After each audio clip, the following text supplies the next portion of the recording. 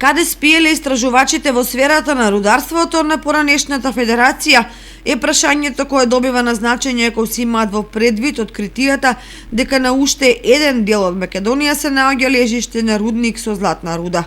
Имено канадската фирма Медлокт од поодамна посочува дека на тромеѓето меѓу Македонија, Србија и Бугарија се лоцирани богати наоѓалишта на благородни метали. Таквите информации ги споделуваат и српските медиуми кои прецизираат дека токму под граничната линија стојат недопрени големи количини златна руда. Од канадската фирма информира дека не само една локација во тој регион се пронајдени над 7 милиони тони руда со над 19 тони злато вредно повеќе од $1.000.000.